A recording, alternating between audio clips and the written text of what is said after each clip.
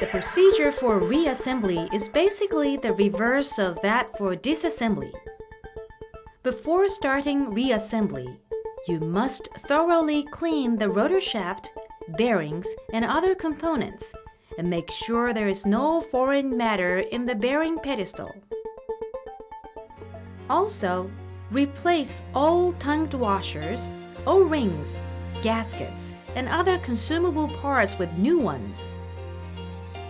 When installing the bearings and the rotor shaft, take off your work gloves and work with your bare hands. Take care not to allow foreign matter to contaminate the components.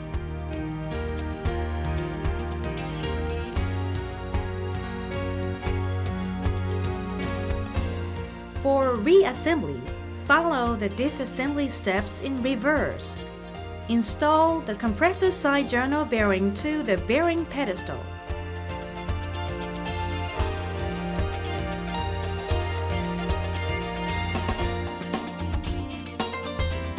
Install the turbine side thrust bearing.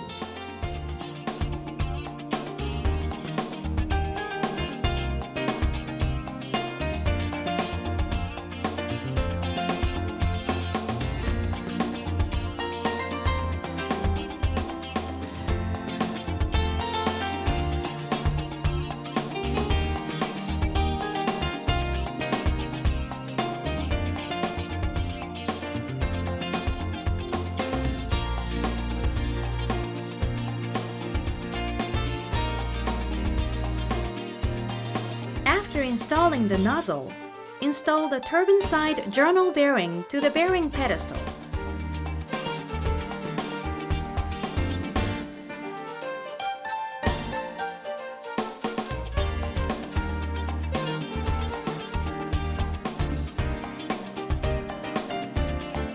Install the packing and the labyrinth packing.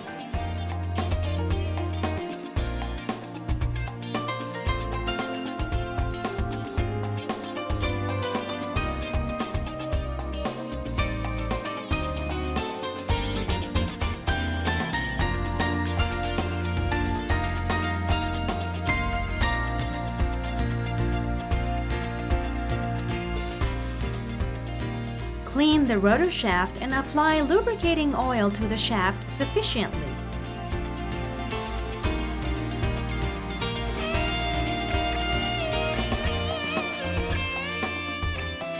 Apply also the lubricating oil sufficiently to the journal bearing where the rotor shaft passes.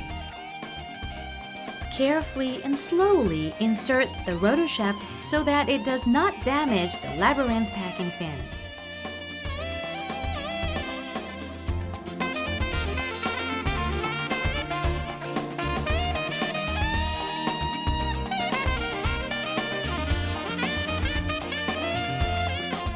Coat the turbine side thrust bearing and the thrust collar with lubricating oil. Reassemble the thrust collar to the rotor shaft.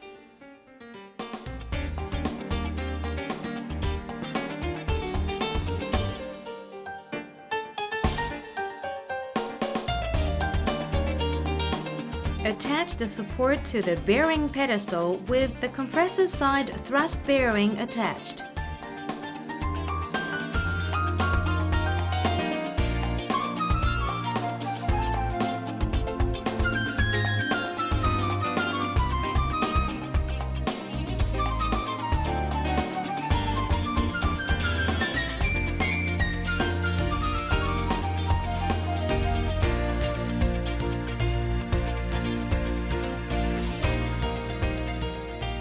Reassemble the sleeve to align the match marks of the rotor shaft.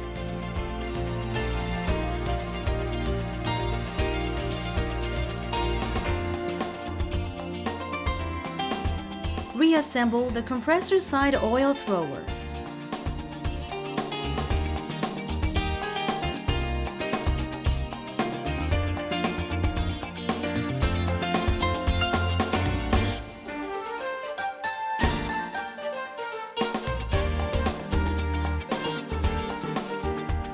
After pushing the impeller by hand, attach the washer and screw in the locking nut.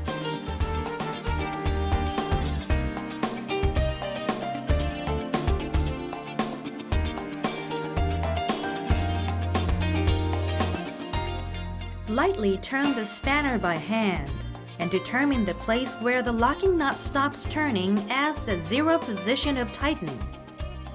Put the temporary match mark of the locking nut using the match marks of the impeller and washer as a reference.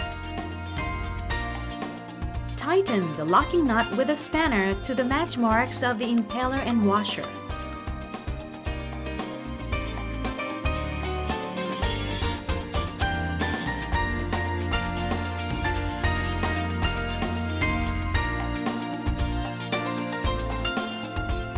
Loosen the locking nut once and make sure that the match marks of the locking nut is at the initial zero position.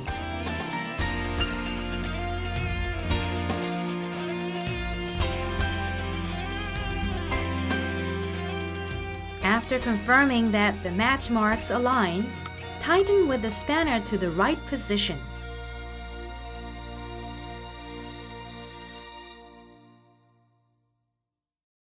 If the locking nut turning angle varies, retighten and erase the old match marks and stamp new match marks.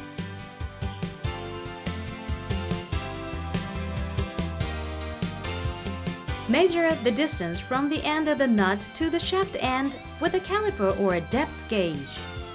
Compare with the values obtained before overhaul and confirm that it has been fastened securely. Lightly turn the rotor shaft in reverse direction of the operation. Confirm that it rotates smoothly and there is no contacting noise. Attach a dial gauge to the end of the rotor shaft and measure the deflection at the shaft end.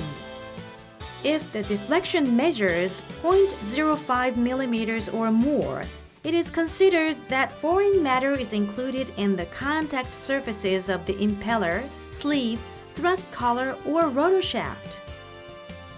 In that case, remove the impeller again to check the contact surfaces.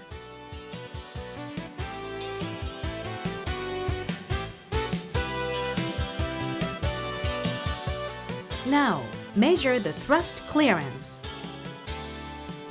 Set a dial gauge on the end of the rotor shaft just as you did before disassembly. The thrust clearance is the difference between when the rotor shaft is pushed and when it is pulled. Check that the clearance is the same as it was before disassembly.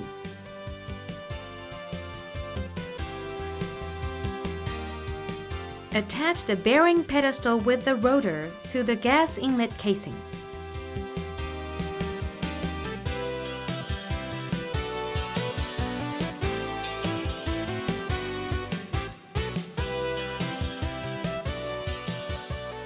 Check the packing between the bearing pedestal and the gas inlet casing.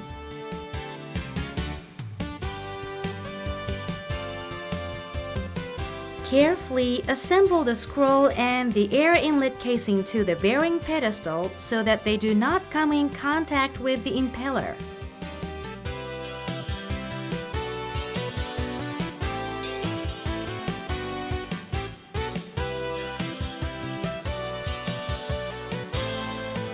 With the clearance gauge, measure the clearance between the air inlet casing and the impeller blade tips at 4 locations: top, bottom, right, and left.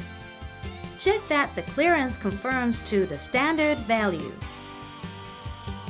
In the event that the gas inlet casing is removed from the engine, measure the clearance between the turbine wheel and the gas inlet casing at 4 locations: top, bottom, right, and left, and make sure that the clearance is within the standard. For details of clearance standards, please refer to the clearance table in the instruction manual at hand. Lastly, reassemble the silencer to the scroll.